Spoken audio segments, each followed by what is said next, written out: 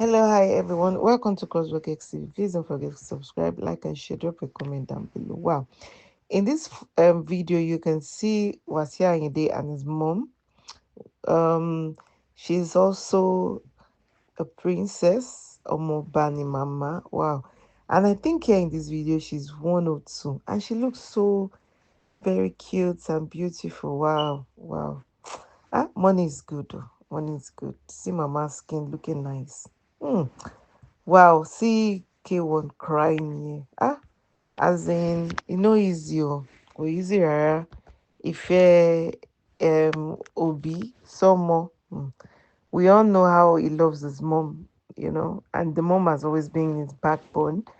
And then all the gbogbo memory tán ti jọ share kò easy mi ever rí K1 rí nínú situation by but we bless God. Mama lived a very peaceful life. Mama dàgbà, so adúpẹ́ lọ́wọ́ Ọlọ́run.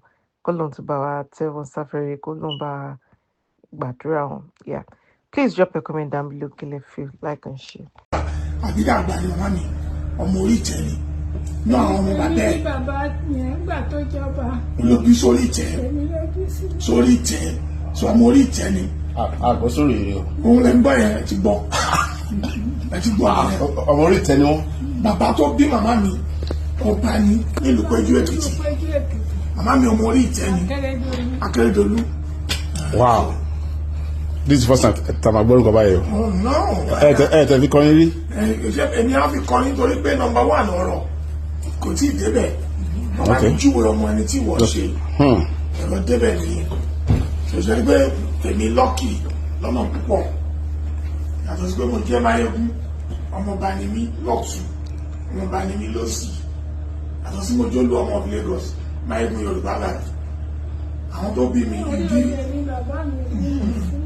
Bàbá tó bí màmá mi ọba ni nílùú Péjú, orí oyè dẹ̀ náà bí màmá mi sí Àbídà.